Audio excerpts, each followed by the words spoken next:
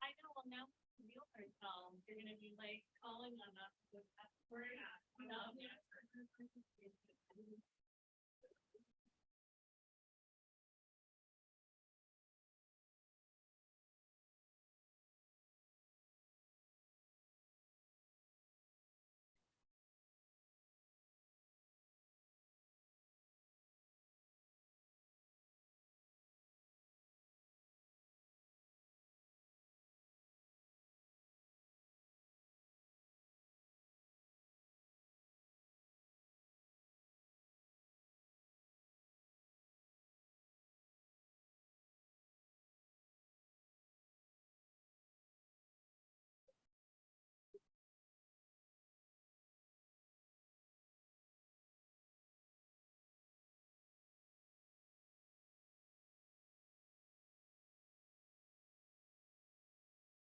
That's pretty good stuff.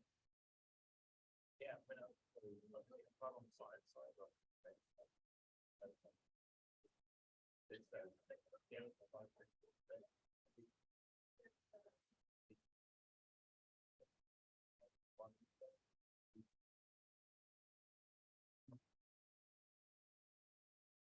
well, right, so it could be the theory.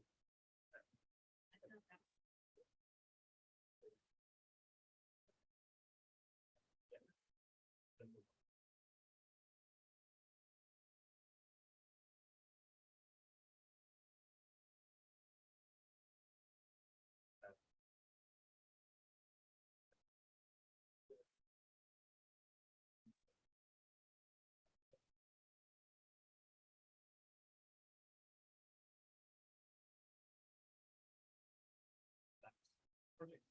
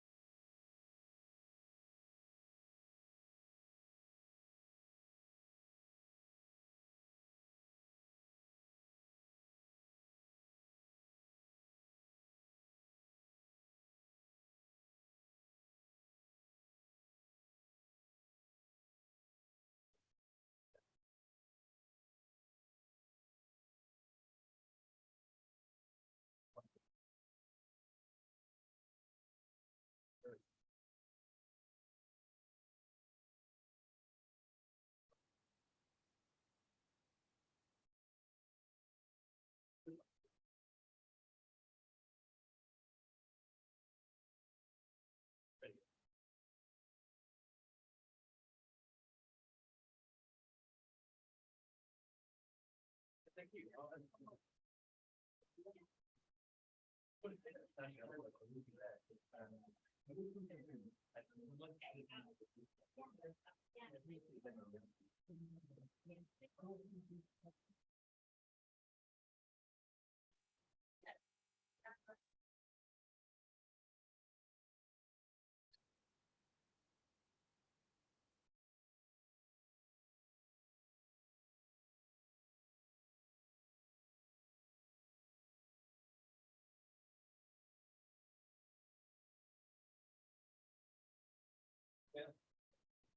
Good, how are you?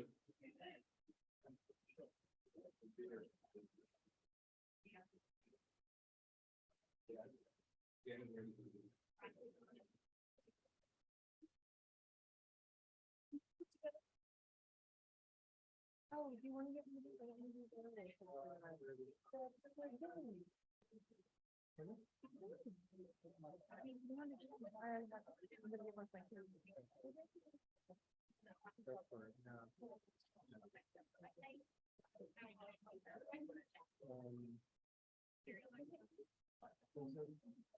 So there's.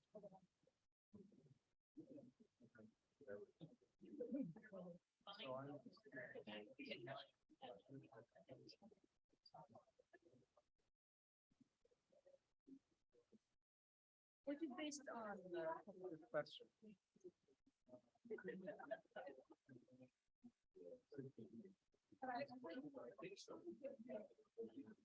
So that nice success.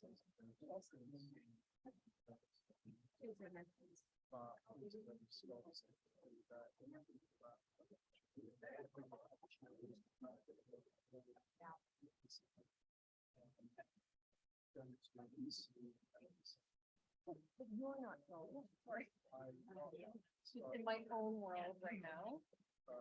When did you get it? About an hour ago. Okay, So well, just yeah. A little frazzled. Okay. I'm like. Are you kidding me? Absolutely not. No, it wasn't, honestly, the flights weren't too bad. It's just a long day.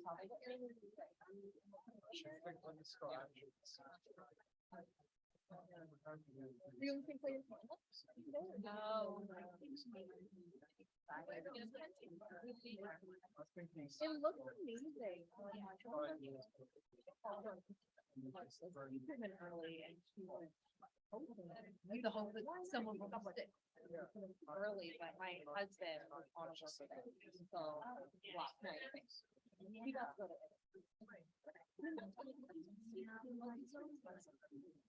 That's true. Yeah, that's true. Yeah, 3-year-old, so, yeah, straight them off.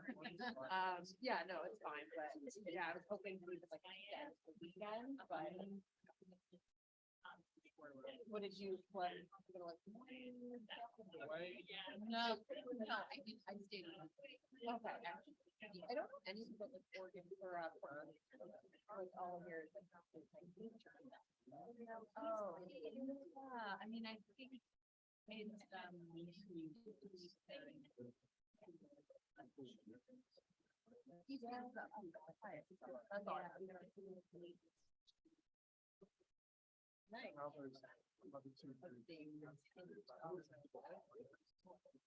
I heard about that. Yeah.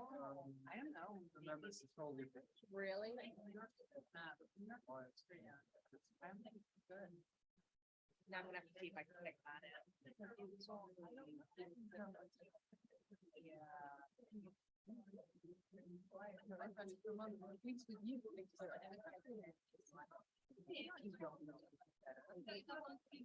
usually try to, pre-kid, pre-COVID. My husband and I have bought some of the products. That's big. Washington, we've got every, there's really something. So we did every. There are, the best thing is.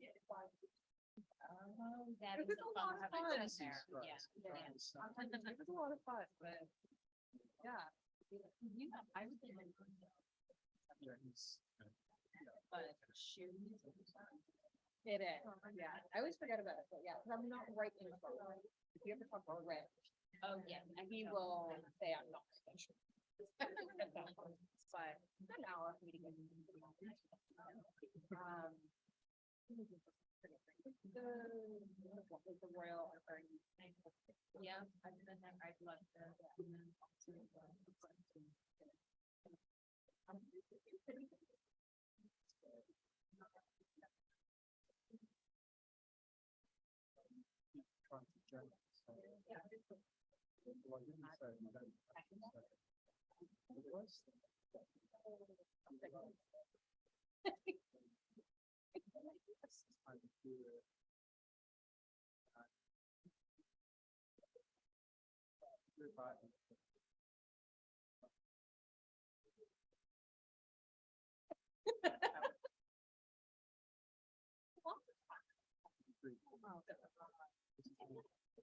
Yeah, I'm just used to like, I didn't know what you want.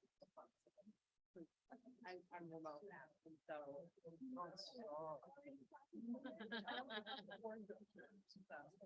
trying to like piece together, I feel very 2005.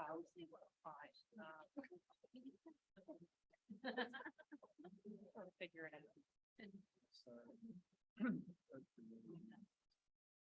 I said hi to her, I thought I was, but I had a video. I've been trying while we was. A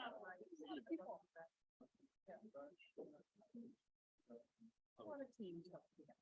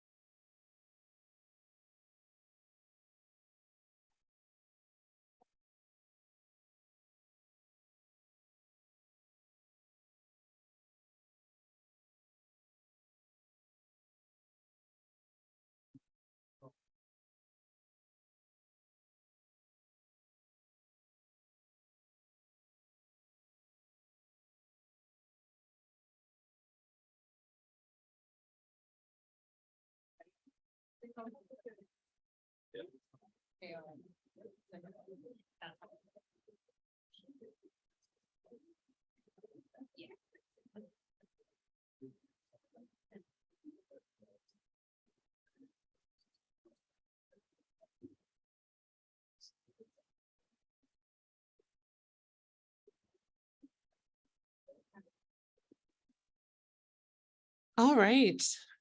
Goodness. Can you hear me? Nobody ever says you're quiet, Anna. Very quiet. You know me. Yeah. So thank you all very much for joining us today. This is the first time we've done a sponsored session as part of eJournalPress. So thank you so much for coming today. I will talk about a few other things as well. It is my hope that my slides are short enough that we'll be having plenty of time for conversation and question and answer at the end. If that is not the case, I'm going to be here for days. So we'll certainly talk about that as well. So, and as most of you who know me can tell, happy to talk. All right, so let's talk about managing open access payments, read and publish deals, and things that go along with them. So first of all, who am I? Why have I been chosen to be the one to talk to you about this? I'm the VP of Sales and Marketing for eJournalPress, which is part of Wiley Partner Solutions. And I've put a lot more of my credentials there. If you would like them, they're also in the Whova app and LinkedIn and more places probably than I've even said yes to. I accept, but certainly. So what does eJournalPress do? So we have had submission and peer review systems since 1999. It is hard to imagine how long ago that has been for all of us, right? It's like that whole thing of, oh, 30 years ago. That's when, yeah, no. So certainly the landscape of scholarly publishing continues to evolve. Is there anyone in this room who's been doing the same job now for 20 years? And nothing's changed. Yeah, I know. It's a fascinating concept. Yeah. So generally speaking, everything is changing, not just for journals, but for authors, right? As well as for expectations that we all have. So being able to scale both the architecture and the know-how to go along with those is very important. And eJournalPress now for about 1.5 years has been part of Wiley Partner Solutions as well, which thankfully is not only always asking what's coming next, but certainly expecting that open access is the future of scholarly publishing. So let's talk about enhancement methodology. I'll keep it brief, I promise you, but have you ever thought about a software life cycle, an enhancement life cycle? So generally speaking, things come in as requests from our customers. We draft specifications, provide estimates, get those approved, schedule it, have it coded. And then the most important part, testing. Yeah. It's not particularly anyone's favorite necessarily in some roles, but it's always important to make sure the software is actually doing what you need it to do. And then it can go live and then repeat as needed. And sometimes that's multiple times in a year. So some of the examples I'm going to talk about today are meant to just make sure you're thinking about as much as possible, right? So how many of you are already working in some way with journals that have open access as, yeah. Okay, so this is definitely going to come in as something you're going to expect to know. So I'm going to talk a little bit about options and what to plan for. So in this example, option one, I've given it here. This particular customer has read and publish deals with organizations. They're actually responsible for their own read and publish deals, not something that we personally do, but we can track that information. The customer is currently using eJournalPress for submission and peer review. They use our JPS production tracking to track their production processes, but they also use CCC RightsLink to collect open access fees. And this is the point I want to make, is that we need to be able to work with all the systems that any kind of journal or society are working with. So in that, we needed to be able to send the metadata that was required to then what this particular customer calls advertise to the authors they are eligible. So that's why when I say we're advertising to the authors, it's because someone at a journal started calling it that and I just agreed with it. Okay. So we needed an API integration and we had one in place with Copyright Clearance Center, but modified so that it would also pull information to the submission form visible to the authors. And in this example, they're collecting Ringgold IDs for the institution for the author as well. So here's an example of a submission form. I apologize, this is very small. I sometimes think we should just push this on out into the middle here, make it a little bit easier. But generally speaking, the author has already said in the author information section of the submission form where their institution is. So we're able to collect that information. And then as they move forward at in this example, it's called detailed information section, source to them information. So we have identified that your organization is participating in an unlimited, in this case, read and publish agreement with us and that you qualify. So we're telling them on the submission form, hey, and in this example, it's because you're part of Cardiff University, you qualify for a read and publish deal. So this isn't going to cost you to be able to publish in this journal if it is accepted. So again, the integration supports advertising. Again, that's why I'm calling it advertising to authors. That's what our customer calls it, that they are part of this read and publish deal. Okay, so that's great on the submission form. How many of you have ever seen one thing one time on a website and you never forgot it ever? Yeah. The information overload section that we're in today also, however, means that we should probably repeat information for people, right? Make sure we're actually getting them. So this is also what we call the new manuscript received email. It comes to the author. Now you've submitted your paper. We're just going to remind you that we identified your institution qualifies for this deal. And if your paper is accepted, you would be covered. So great to have this. Now we've had it in 2 places. We also can then have it available in decision letters. So this particular example, the author has, now it's gone out to peer review. In this template, they're even saying we've sent it to reviewers. And now we're asking you for, in this example, minor revisions, right? So as we ask you for minor revisions, we're going to include a link for you to submit that revised paper, but we're also going to remind you, hey, you qualify for this read and publish deal. Okay. But there's more, right? So when they actually come back to submit their revised version, now we're looking at the submission form on revision. And once again, because in their author information, they have said, here's my institution, we're able to say, you qualify for a read and publish deal. Here's information about that. And then an interesting part of this one, and not something that everyone has to do, but this particular organization also allows varying license types. So does everyone have a favorite CC BY license type? Yeah, we could probably split the room into groups here. Yeah, but we won't. So here we can say information on screen to say, hey, we can do a CCBY, or some organizations require more, or well, actually probably some organizations require CCBY, or if we're allowing you and that's the option, it might be a CCBY, NC, ND, and so on.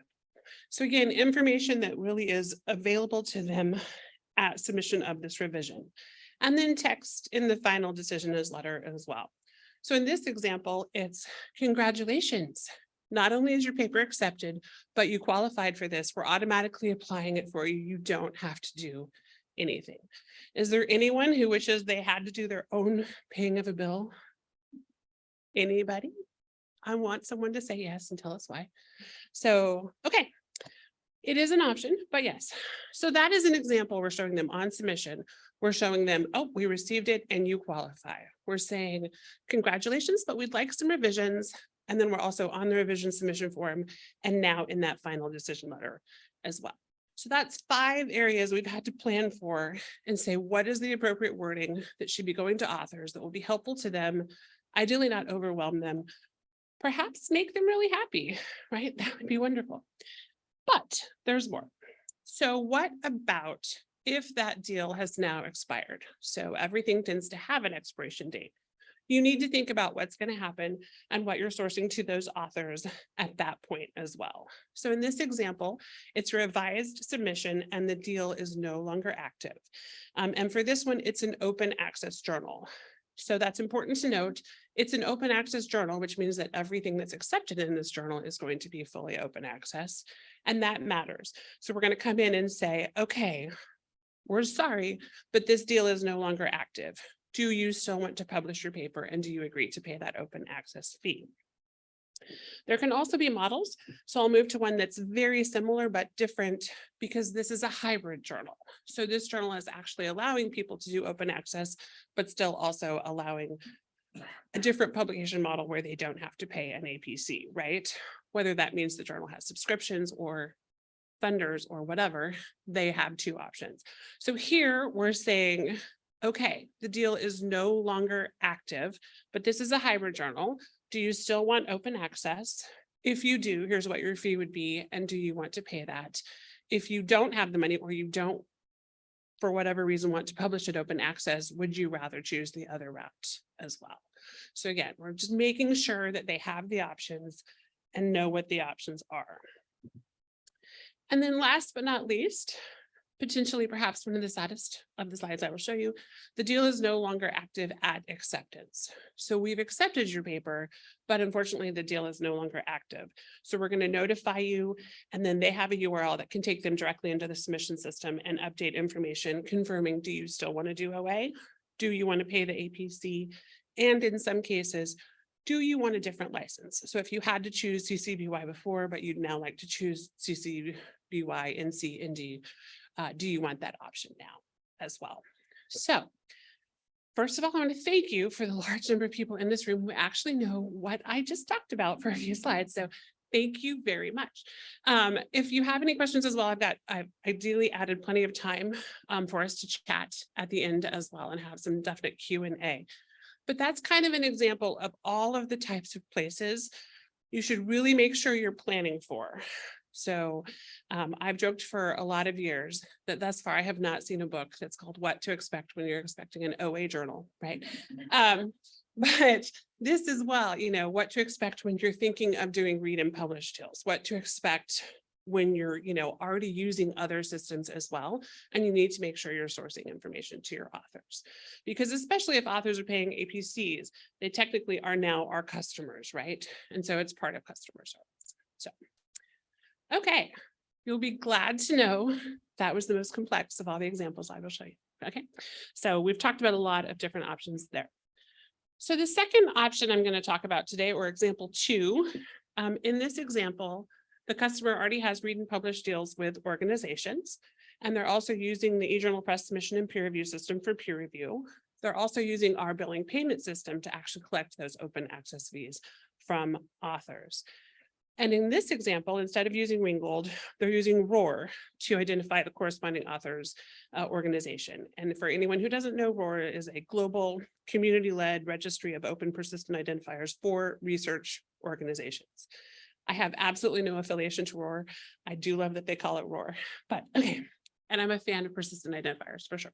So, okay. So in this example, on the submission form, we can calculate again, because we know the author's institution, they've entered that early on in the submission process as part of the author information. And we can see that they qualify for some type of agreement or read and publish deal. And there can even be a calculate button if you want to say, okay, based on that, what would I pay? So that one is very much, again, taking information that we're storing in a system that's tracking the read and publish deals and the corresponding organizations, and using the information that authors have submitted on the submission form to make sure we're matching all of that up in real time. So is there anyone who likes to wait while websites do things? No, yeah, okay. Kind of important. So, all right. In example 3 is slightly different again. So in this one, the customer has read and publish deals with organizations, and I do keep calling them customers, but to me, they are journals or societies who publish journals, or associations or academies or any other group that publish journals, definitely. But also, they don't just have read and publish agreements. They also have institutional discount agreements, right? So it could be, here's our APC, but if you're at this institution, we have an institutional agreement with you, and now you get a discount on that fee as well. So I realize this is starting to sound a lot like 31 flavors. I won't talk about all of them. The other thing I've thought about when it comes to options for open access, does anyone else feel like a multiverse graphic could definitely, be in place? There are so many options at this point, and they're all kind of happening in sequence in different places, right? And different realities for people. But so for this one, there's a read and publish organization, agreement with organizations, institutional discount agreements. This customer is currently using our eJournalPress system for submission and peer review, and our billing payment system provided again by eJournalPress to collect open access fees. In this configuration, we have people doing it both using ROAR for institutional ID, again, open, and also Ringgold as well. So either one of those could be used. Our team would probably say use ROAR because it's free. And then also funder information can be entered via having the Crossref funder registry list. So now I've told you a lot about persistent identifiers, and I truly do love them. But let's talk about why. So now on the submission form, the author has said, again, as part of the author information, here's my institution. And then we can advertise to them, you actually qualify for an institutional agreement. Perhaps we pay a certain amount. Or you can do open access where the author pays a fee directly, or have conventional publication. But up here, we've actually got options to show, here's what the default APC is for this particular journal. Sometimes it's for this particular manuscript type in this particular journal. You might get a discount because you're a member as well, right? There are so many options there, but you might also then qualify for an institutional discount. And then the one that really cracks me up, new word to me up till this year, is subvention. So in this example, they also qualify for a subvention, which when I looked it up was a grant of money, especially from a government, right? So that one is specific to where their institution is and what kind of institution it is as well. You do not have to say subvention on your submission form by any means. But so we're really kind of giving them that option. And then down here in this example, the actual APC was $3,500. They then had an institutional discount of $500 and a subvention of $1,000, leaving the remaining author responsibility at $2,000 if they wanted to pay the APC in this particular journal. However, they have other options as well. So here, a question has been configured and is part of the submission form, which says your remaining cost to publish is this amount, $2,000. And they have 3 options. One that says, I can pay the publication costs for this manuscript. One that says, I can forward the publication costs to a research grant agency for payment. And in this case, they can then use the FundRef registry to choose which one of those it is, actually enter in the grant reference number as well as an email address that should go to. Or number 3, in this case has been configured to say, I do not have funding available for this fee and would like to request my library cover it, which was an interesting option that this one gave as well. So again, now we're even saying, here's what the fee would be. You qualify for this discount. You qualify for this, in this case, subvention, and this much is remaining. Would you like to pay for it? Is there another option that you have so that you don't have to pay for it out of pocket? Or do you have other options as well? So that is as much as the multiverse that we necessarily have to get into today. But hopefully I've left you with the understanding that read and publish deals are complex. Institutional agreement and others are also complex, but trying to use systems that can automatically know based on what the author has said, this is my actual organization, combined with what we know about your journal and what your actual policies and procedures are, trying to make it as seamless as possible is what we're really trying to do. So before I continue and just open it up straight for QA as well, and we can come back to any of these slides as well, I just want to note as well, I do not have all of the answers. I have a lot of answers and I love to gab, not just about peer review and OA things too. We can talk about many things, but I'm not the only person. And as part of Wiley Partner Solutions, we also now have options where you can talk to folks from, say, J&J Editorial, who do all kinds of editorial services as well, but also include consulting as part of that. And I highly recommend, even if you don't get a consultant, talk to your friends about their experience with read and publish, right? Find out what you can find out. Pardon me. And this particular meeting, SSP, is a great place to get knowledge from people that you run into or know as well. So what was your experience? How did it work for you? We also have options such as Wiley Partner Solutions from Audubon has the Connect Identity Management Service to help make sure we know who you are in various places. And of course, the Literati Publishing Platform, which they provided for a number of years now as well. And then X-Styles from Inera. I have to tell you, as part of having been in a company that was acquired, it's pretty awesome when now your new coworkers are people you've known for 20 years. That's a definite bonus as well. And then also Magix Career Centers, which in my view are one of the most important conversations we have these days, because a lot of societies and organizations lost revenue when they couldn't hold their annual meetings during the pandemic. And so if you're looking for ways to kind of help add to that revenue stream, there are certainly options there. So that said, let's continue the conversation with some open Q&A. We have a few minutes for sure to chat. I think about 10 minutes. That's timed pretty surprisingly well. Okay. And if you'd like to continue this conversation or any others, also super keen on talking about craft beer and books. Anyone else? Please feel free. I will be at booth 111 here, as well as at the various breakfasts and other events here this week too. So please. So with that, who would like to ask a question or give an experience about their thoughts? Open access. Yes, please.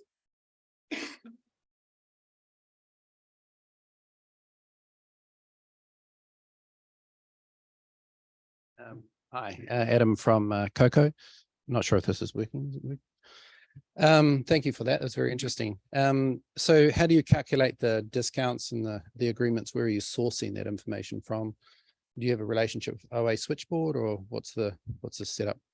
Yeah, so currently the ones that I showed in these particular examples are with integrations that are specific to Copyright Clearance Center and Ringgold, which of course Ringgold has also been part of that now, but we do actually have integrations with the OA Switchboard as well. And for each of ours, so eJournalPress as a company has hesitated to tell any of the journals what they should or should not be doing, but we are a fan of standards.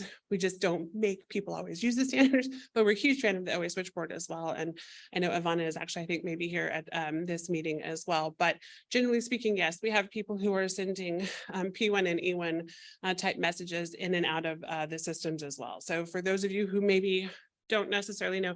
So it's really a question of, are you eligible for a deal? Information like that can go through the OA Switchboard as well. And then also, has a payment been made, or other kinds of information there. So yeah, so from our viewpoint, yes, OA switchboard is a fantastic option for people to be sending information back and forth for a lot of reasons. Number one, you know, the way it's been established, it can never be purchased or acquired.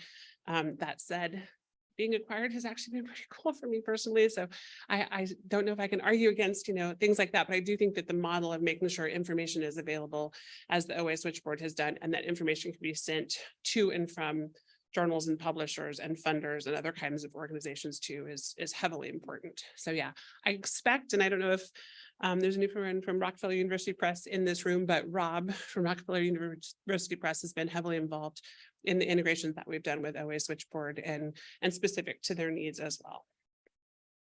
Sorry, that was a very long answer. Yeah. Nice to meet you in person as well. I'm yeah. All right, anyone else? Yes, Jeff. Have you thought about integrating not necessarily deals, but journals or publishers waiver policies in similar way, similar communications and the right content, the right. Yeah, so that's a great question. And I can just repeat as well, just to make sure, but have we talked about incorporating waivers as part of that? So yes. In the BPS for eJournalPress that we provide, the billing payment system we can have as a separate, most of our customers who use it also use our peer review system, but it's not a requirement because metadata ideally is metadata, well-formed metadata is well-formed. Yeah, so we do actually have people who in the BPS can actually note specific information, not just about like say waivers, and if someone has requested a waiver, and or a discount for various reasons, but we can track in the billing payment system information about waivers for each type of fee that is calculated. So it might be, and this is really getting into the weeds, so forgive me, but we might have people who are requesting a waiver on an open access fee, and you can put in the system and mark not only when was it requested, did we accept or deny this waiver, comment that goes along with that as well. We have some people who will actually do a partial waiver and say, okay, what about if we could give you this kind of discount as well? And then separate from that, there can be other kinds of discounts available as well. So, pardon me. So we do have people who, based on the author's country and corresponding with, I believe it's called the Hinari 1 and 2 lists, they might then automatically not even ever have to be, you know, encountering information about a payment, and we can tell them, okay, yes, you know, you're automatically going to qualify for what we've set up as part of our system as well. That can start right. Yeah, so as long as the institution is something that we then are knowing, it can put, and certainly you can put in the country information as well. We also have some people, so one of our customers also, in addition to doing those types of lists as well, requires that when the author comes into the billing payment system to actually make a payment, they have to confirm what their country is. And that is specific to them because they have to collect VAT, and whichever country in Europe that author might be from will actually be reflected in what the VAT percentage is that is applied to that, which is just a value added tax for those of us who don't pay that. And so, yeah, so there are multiple options with that. We've also had people who do discounts in the billing payment system. So something like if you came to the SSP 2023 annual meeting, here's a code to get a discount as well if you're an author on a paper that was accepted. And there are more, but yes. Yeah, so yeah, and again, I don't want to tell you, any of you, what you should or should not be doing, right? I would say, look at your options, make sure you know what would benefit your organization. And then, as you can tell from the first example I gave, it is unlikely you will be implementing this in one day, right? Like, so yeah, so plan ahead in terms of what will be required from your staff, even just to know what your options are and what your requirements will be. And then you'll need to test that as well and make sure it's actually working as you hope. So those are great questions. Thank you. Anyone else? Yes, please.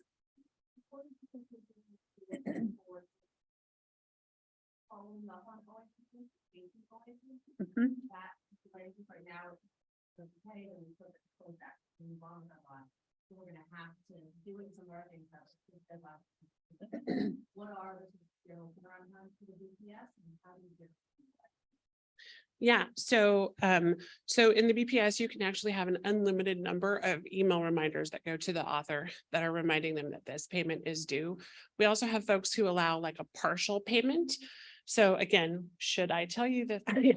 Yes, so if they perhaps they're going to pay with a credit card and then they come into the system and based on whichever payment gateway you might work with. We have one that works with Stripe that I like to show in a lot of my demonstrations because it's pretty compared to other payment vendors, but and they might allow their author to choose they were going to make a partial payment and specify what that amount is and then make that amount on say one credit card. They could then have a remaining balance, be reminded for that remaining balance, or make a payment immediately on a separate card, but based on those kinds of options as well. So it's really, do you want to allow partial payments? Do you want to allow them to kind of split the ways that they pay as well?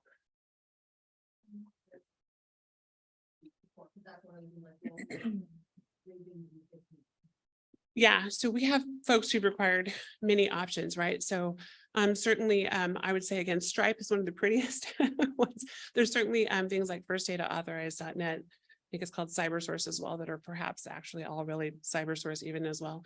And then we have some folks who use Alipay as well. But it really is just going to depend typically.